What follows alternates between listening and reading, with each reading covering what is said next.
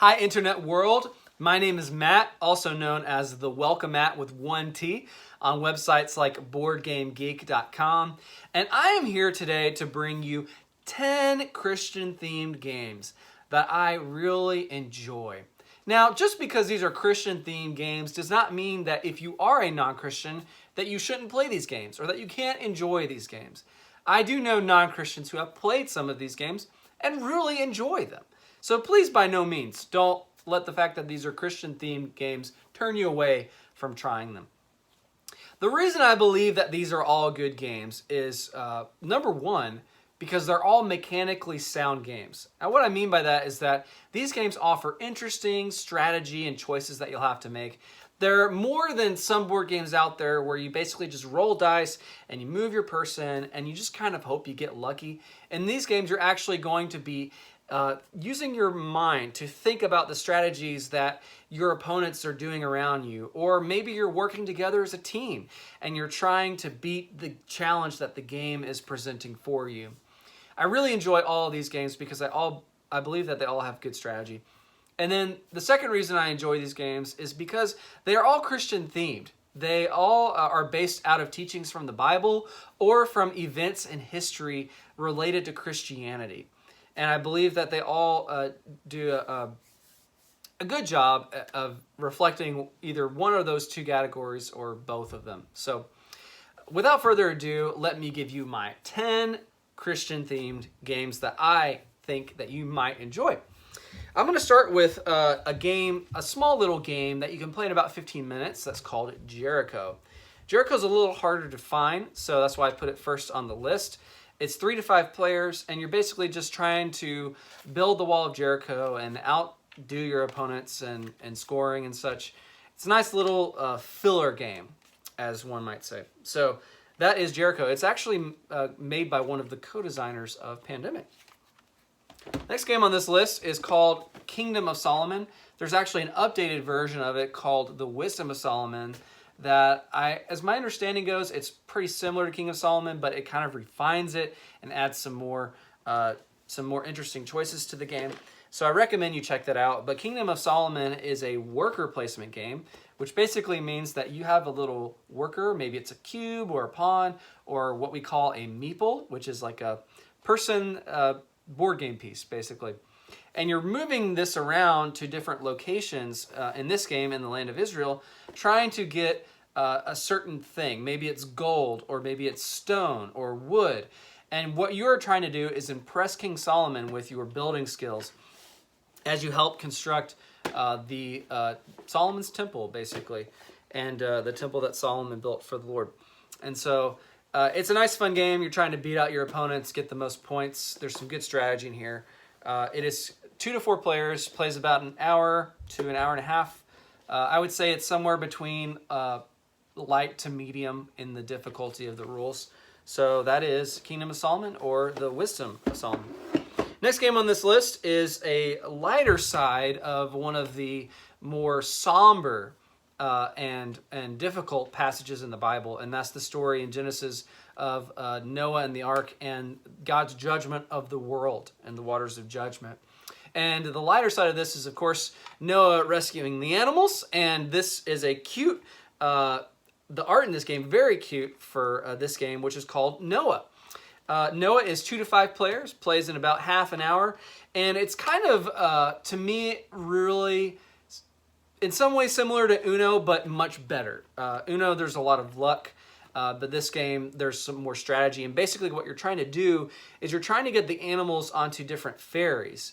And as the water is rising, these ferries are taking the animals to the ark, and so you're trying to get the animals to the ark, and you want to get rid of your cards and make your opponent keep cards, and each of the ferries can have up to 21 pounds worth of animals. Each of the animals has different weights. So, for example, an elephant may weigh 10 pounds, a giraffe may weigh 9 pounds, and a woodpecker may weigh next to nothing, okay? Some of the animals have different special abilities that let you look at your opponent's cards or keep... after you play a card, you move Noah between one of 5 different ferries. So a lot of the game is trying to figure out what ferry do you want to move Noah to to help set you up in the future. You can combo different animals when you play pairs of animals together. So it's a nice little filler. I really enjoy this game. For me, it is utterly replaced Uno. If I have this game with me, I'm not playing Uno, I'm playing Noah. So that is Noah. Highly recommend it.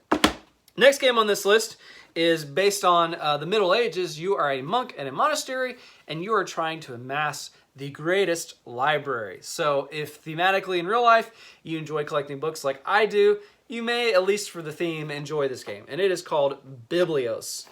I adore this game. First of all, just the box itself, it's got a little magnet, and it opens up, and it attaches, and it looks like a book. I just love it. Basically, it's a 2 to 4 player game. It takes roughly 30 minutes to play. And in the first half of the game, you are taking cards and getting all these cards for yourself. And some of the cards are one of the 5 different types of items that you're adding to your library, different books or relics or whatever type things. And the second half of the game, you're taking those items, or you're taking the gold that you also have, and you're bidding against your opponents in an auction for the different items that you need. And what you're hoping to do is collect the most of one of the 5 different items, and the dice can be worth anywhere from 1 to 6 points for that item. The die represents you winning that item. And there's some cards that let you manipulate how much those dice are worth to either increase their value or maybe mess with your opponent and decrease the value of the dice that they're going for. So there's a lot of bluffing in this game where you're trying to trick your opponents to which thing that you're going for, which of the 5 categories. And it's just a really great game. Check out a review of it, but Biblios, I highly recommend it. It's been a smash hit with every single person that I have played it with so far. The next game on our list is actually not Campaign Manager 2008, although I really enjoy this game. It is called Sola Fide, the Reformation, and it's based off of this game. It comes from the same designer of this board game. And what you are doing in the game is you're part of the time period when the Reformation happened in the 1500s, and you are either the Protestants or the Catholics, and you're wrestling over control of these different areas. It's a deck building game, which means that you'll be drafting against your opponent to get certain cards into your deck and such. And so there's a lot of back and forth. It's really kind of what I would call a tug of war game. It is only for 2 players, and it plays in 45 minutes to an hour, I would say. I think Campaign Manager here says 30 minutes. It definitely can be 30 minutes if you played it before. So I'd say anywhere from 30 minutes to an hour, depending on how the game goes. Sometimes it's going to take longer than others. At least if it's similar to Campaign Manager. I haven't actually played Sola Fide yet, full disclosure. But from the reviews I've watched, it is very similar to Campaign Manager. And so I recommend that you check it out. Sola Fide, the Reformation. Great 2-player game. Next game on this list is the game that probably got me into board gaming, and it is called Redemption. It was created in the 1990s. It's kind of got some similarities to the famous card game Magic the Gathering and its mechanics. It was made, I think, maybe only a year after Magic the Gathering or so. And so it has been around for a long time. I used to play this game in high school. I went to the national tournament in Pittsburgh in 2004 and the one in my home city, which is New Orleans, in 2005. And basically each card will look something like this. This is a good hero card. It'll have like Bible verses and beautiful, some of the artwork I really enjoy in this game. And there's different rarities of cards. It is what's called a collectible card game. So you can buy the base set of games for, it is a 2-player game. And you can have enough right there and 2 decks to just go back and forth. But basically what you're trying to do is rescue 5 lost souls before your opponent does. And one of the things I enjoyed about this game growing up is I learned a lot of the different characters in the Bible, a lot of the different kings and people from the stories, especially in the Old Testament, because I probably heard a lot more New Testament sermons than I did Old Testament sermons growing up. And so it was really helpful for me learning all that stuff. It's actually mechanically a very good game. But I would say if you've never played a collectible card game before, it may be a little difficult for you to just jump right into Redemption. I recommend some of the games on this list that you give them a try first. But Redemption is a really good game, and there are still people out there who play it.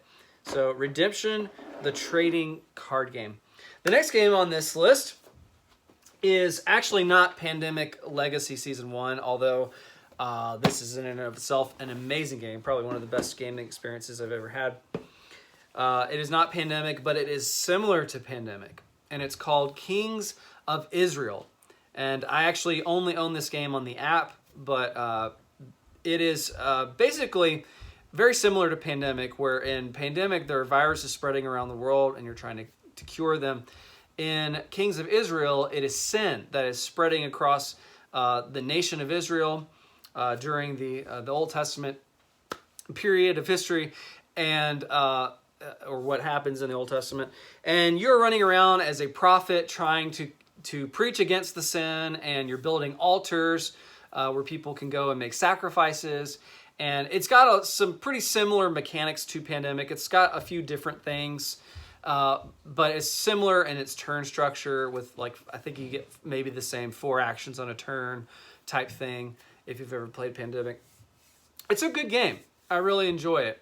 I believe you can buy it for somewhere around $40, so it's a little more on the expensive side of board games, but it's a really good game. I really enjoy it. So that is Kings of Israel. You'll learn a lot of the names of the kings in this game, and names of towns and the geography of Israel. So it is helpful for that, for teaching purposes. The next game on this list is based off of the very famous Catan, which is what got me back into board gaming when I went to Lebanon in 2011. But it is called the Settlers of Canaan. So you in this game are a settler of Canaan, and it is basically the rules same as Settlers of Catan. So if you've never heard of Settlers of Catan, there are tons of videos out there on it, and it is very similar to it. This game does not have what is called a modular board, where in Catan you can move the different pieces around and have a different setup every time. This game, the numbers and where all the different resource tiles go is always the same, which you could view that either as a pro or a con. On the pro side, this game is very quick to set up. On the con side, it gets a little stale after a while. So we only bust this one out, I don't know, every couple of years probably. You also have a different mechanic in this game compared to Catan. In Canaan, you have the Wall of Jerusalem that you can also help build to get victory points other than just building your towns and your cities. So there's also, I think, different 1 or 2 different blessings that you can go after. So it's still a great game, though. I believe it is 2 to 4 players. It probably takes between 45 minutes to an hour to play, and that's the Settlers of Canaan. The next game on this list is also similar to Pandemic, except instead of spreading something bad, in this game you're spreading something good, and that is the gospel. You're spreading the good news of the gospel in Commissioned, which is a wonderful 2 to 6 player game. In this game, you're actually working together to help spread the gospel, and you are trying to keep the church unified, and the church is sometimes basically trying to tear itself apart.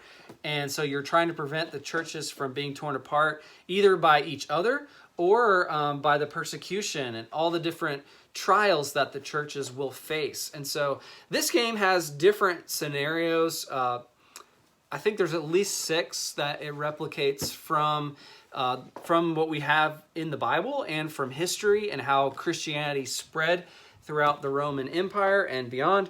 And so there are 2 maps on this game, and there are different scenarios, and you can play as some of the different apostles in this game, and you take turns making decisions together as a team, and each turn one of you gets to be the elder or the shepherd, whatever you want to call it, and you get to have some kind of sort of special ability, special things that you do. It's also got some deck building elements in it, so it's a little different from Pandemic in that you're buying different cards and different abilities and drawing new cards for yourself every every round, and it's a good little game. This game is not just a good game, but it also has a lot of teaching. I think there's a teaching pamphlet that it includes separately where you can learn about the spread of Christianity. So for learning purposes even, I definitely recommend Commissioned. And even though it's a 2-player game, you really can play that game by yourself if you want to. It doesn't work as good as a solo experience as games like Pandemic do, though, because of the elder mechanic in this game. But nonetheless, I do recommend that you check out Commission. And then the last game on our list for today is Portals and Prophets, which is a game where you are, I think you come from the year 2200 something, and you're basically time travelers, and you're trying out for this time traveling company where you have to take people to certain famous events that happened in the Bible, and show people these events. So like on the box cover, you see this girl who's watching Moses as he's about to throw down the tablets after he sees the people of Israel worshiping the golden calf. And so there are all sorts of events that you'll go to. You'll travel throughout the land of Israel. This game combines mechanics from some of the games that I really enjoy, like Ticket to Ride, where there's set collection and you're collecting different types of different cards and you'll get points for them. It has elements of Pandemic where you have 4 actions on your turn. You can either move or you can go to a location and play certain cards. And all while you're playing this game, you are trying to make sure that the time machine has enough fuel to get you to the century that you need to go to. And you all share the time machine with you and your opponents. And so you can mess with how much fuel is left in the time machine and hurt your opponent or help yourself. And there are different types of cards that will give you different bonus points for playing them. There's a good bit of strategy in this game. It's a nice 2 to 5 player game. Plays anywhere from 30 minutes to an hour. Portals and Prophets, I've only played it once, but I really enjoyed it when I did play it. Again, it does combine a lot of mechanics from some already really great games. And so I definitely highly recommend that you check that one out. And I feel like I would be remiss if I didn't mention it because it is not a Christian-themed game, but my kids just love it. And that is No Thank You Evil. Now, No Thank You Evil is not a traditional board game. It is a role-playing game, or what some people call an RPG. And basically what you are doing is you're taking your kids on adventures using their imagination. They get to create their own character, and their character may have certain different special abilities, and they're going to a land called Storia. And the thing that I really like about this game, because I have really little kids, is there's 3 different levels of play. So you can make the game a little more easy or more complicated based on how old your kids are. But I also really enjoy the way they get to the land of Storia. There's 4 different ways. It's either by going into their closet, going through their window, going from under the bed, or I can't remember the 4th one right now. Into the window, or through the window, into the closet, under the bed. Oh, behind the bookshelf. That's the 4th one. And the neat thing about Storia is when they go to Storia, sometimes they'll be helping different people they meet on the way, or they may be having to fight against some bad guys. And each of their characters will have different powers that they choose to give them when they create their character. And they can sometimes earn different items and abilities as they go along. And there's just a lot of imagination in this game. The game gives you some pre-made scenarios so that if you have never played a role-playing game before, you basically can just walk through one different scenario for each of the 4 different parts of Storia. And I meant to say, one thing I love about Storia is the game tells you that there's this magical barrier that your kids, when they go into Storia and then they leave to go back home, are going to be protected from the magical barrier. There can be no bad guys that go from Storia back into their bedroom. And so when they go to sleep at night, they don't have to worry if they ran into this bad guy or whatever in Storia about them coming into the closet. You can reassure your kids that the magical barrier is keeping them out, and they're in Storia, but usually by the end of every adventure, you've either dealt with the bad guys or you've realized that the bad guys were just misunderstood or something like that, and everything gets resolved. Again, there are scenarios to get you started. I believe that there are other scenarios you can buy online, or people create their own scenarios for these games. And this is, if you have never played a role-playing game before and you're interested in just exploring imagination with your kids and telling fun stories and making them up as you go along, and you just struggle with doing that, this is a really great place to start. And they've really enjoyed it so far. Got a lot of interesting art in here, different styles of art, which is unusual. Usually when a game picks a style, it just does one style. This game actually has multiple different artists. You can tell that did different drawings in here. So there may be something for everyone to like there. So that is No Thank You Evil. I've really enjoyed that one with my kids so far. So that is 10 Christian-themed games that I really enjoy. If you have any other Christian games that you enjoy, please post a link below in the comments so that other people can check those games out too. If you have any feedback, or if you would like to know more about these games, and I think all the games on this list have reviews out there, but if you still have any more questions, feel free to ask in the comments below or send me a message. Again, thank you so much for watching. This is Matt, also known as the Welcome Matt, and we will catch you on the flip side in the next one. Take care and have a great day.